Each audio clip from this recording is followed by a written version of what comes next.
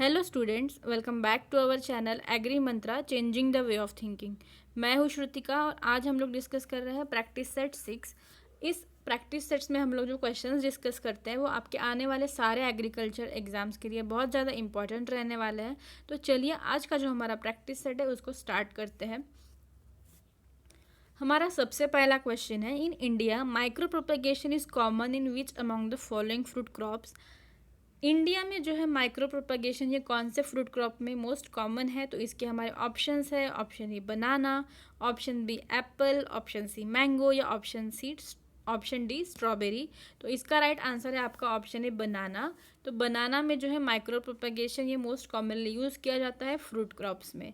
Then हमारा next question है, according to CRIDA what is the depth of shallow ploughing. CRIDA के according यानी कि central research institute of dryland agriculture के according depth of shallow ploughing कितनी होती है? तो इसके हमारे ऑप्शंस है, option A 25 to 30 centimetre, option B 15 to 20 centimetre, option C 5 to 6 centimetre या ऑप्शन डी 10 to 20 सेंटीमीटर। तो इसका राइट आंसर है आपका ऑप्शन सी 5 to 6 सेंटीमीटर। तो ये तो हो गई depth of shallow ploughing. 15 to 20 centimetre है डेप्थ ऑफ मीडियम प्लोइंग और 25 to 30 सेंटीमीटर है depth of deep ploughing according to CRIDA. Then हमारा नेक्स्ट क्वेश्चन है, khapra beetle is a pest of. तो खापरा बीटल ये कौन सा इसका पेस्ट है? तो इसके हमारे ऑप्शन है, option A sugar cane, option B banana, option C apple या ऑप्शन डी स्टोर्ड ग्रेन्स। तो खापरा बीटल ये जो है स्टोर्ड ग्रेन का पेस्ट है। देन हमारा नेक्स्ट क्वेश्चन है, in banana which nutrient is given in large amount through fertigation. Banana crop में जो है ऐसा कौन सा न्यूट्रिएंट है जिसको लार्ज क्वांटिटी में देना होता है and it is also given through fertigation. Fertigation का मीनिंग होता है कि फर्टिलाइजर्स जो है वो इरिगेशन वाटर के साथ दिए जाते हैं। तो इसके हमारे ऑप्शन है, option A nitrogen, option B phosphorus, option C potassium, option D calcium. तो इसका राइट आंसर है आपका ऑप्शन सी पोटेशियम। पोटेशियम जो है ये बनाना को हाई क्वांटिटी में चाहिए होता है और उसको जो है फर्टिगेशन के थ्रू दिया जाता है। देन हमारा नेक्स्ट क्वेश्चन है, for cultivating land of about 40 hectare for monocropping what HP tractor is used.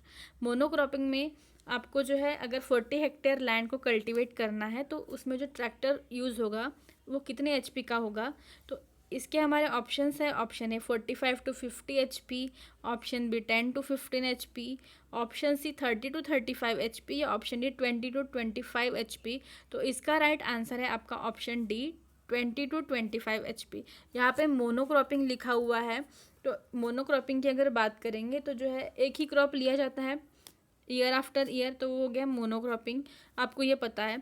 तो मोनोक्रॉपिंग में क्या होता है कि अगर ट्रैक्टर यूज़ करना है तो उसका जो HP होता है वो 1 HP होता है फॉर 2 हेक्टेयर। ठीक है, 1 HP फॉर 2 हेक्टेयर। अगर 1 HP फॉर 2 हेक्टेयर है, इससे आप लोग कैलकुलेट कर सकते हो कि 40 हेक्टेयर अगर मोनोक्रॉपिंग करना है तो उसके लिए 20 to 25 HP का ट्रैक्टर यूज़ होगा। अगर यहाँ पे मल्टीपल क्रॉपिंग की बात की होती कि मल्टीपल क्रॉपिंग में जो है कितने HP का ट्रैक्टर यूज़ होगा, तो उसमें जो होता है 1 HP जो है वो 1.5 हेक्टेयर लैंड को कल्टीवेट करने के लिए यूज़ किया जाता है। तो इससे आप लोग याद रखेंगे 1 HP फॉर 2 हेक्टेयर कब आता है और 1 HP फॉर 1.5 हेक्टेयर कब आता है। अगर क्वेश्चन आगे एग्जाम में तो इससे आप लोग इजीली कैलकुलेट कर सकते हैं। देन हमारा नेक्स्ट क्वेश्चन है, mating of wider degree relation animals not closer one and results in uniformity is. तो इसके हमारे ऑप्शंस है, option A cross breeding, option B inbreeding, option C line breeding या ऑप्शन डी आउट क्रॉसिंग।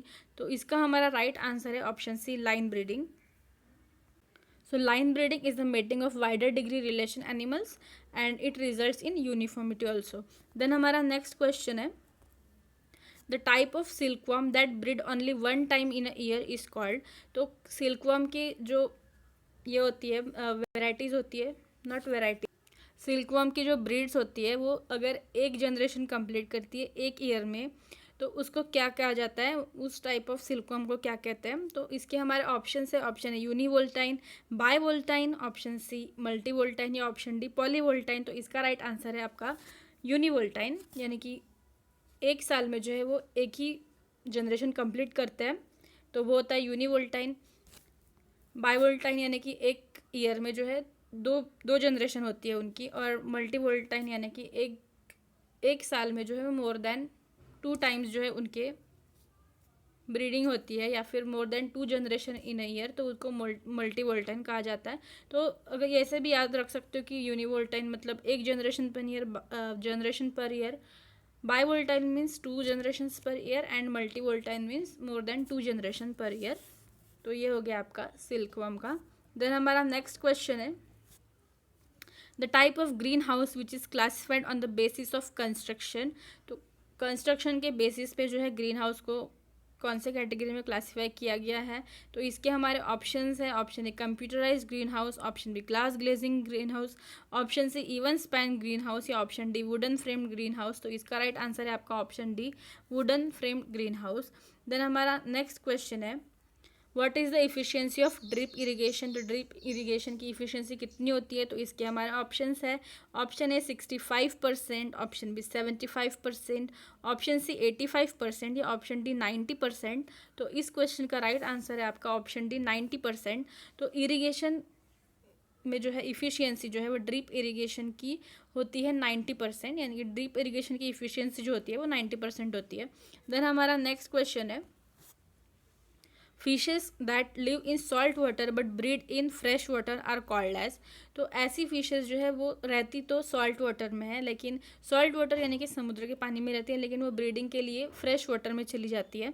तो इसके हमारे options है। Option A anadromous, option B catadromous, option C potamodromous या ऑप्शन डी ओशियनोड्रोमस। तो इसका राइट आंसर है आपका ऑप्शन है एनाड्रोमस। तो एनाड्रोमस ऐसी फिशेस होती है जो सॉल्ट वाटर में रहती है लेकिन ब्रीडिंग के लिए फ्रेश वाटर में जाती है, और इसका ही अपोजिट जो है वो कैटाड्रोमस फिशेस होती है जो रहती तो फ्रेश वाटर में लेकिन ब्रीडिंग के लिए जाती है सॉल्ट वाटर में। ये दोनों से आप ये लोग याद रख सकते हो। ये दोनों ऑप्शंस भी अगर बात करेंगे ऑप्शन सी और ऑप्शन डी की, तो पोटामोड्रेमस फिश ऐसी होती है जो पूरा जो उनका लाइफ होता है वो सिर्फ फ्रेश वाटर में कंप्लीट करती है, और ओशियनोड्रामस फिश जो होती है वो सिर्फ मराइन वाटर में रहती है या समुद्र के पानी में रहती है। तो यहाँ से क्लियर हो गया होगा ये आपके चारों। देन नेक्स्ट हमारा क्वेश्चन है who is known as father of seed technology. तो फादर ऑफ सीड टेक्नोलॉजी जो है उस किसे कहा जाता है।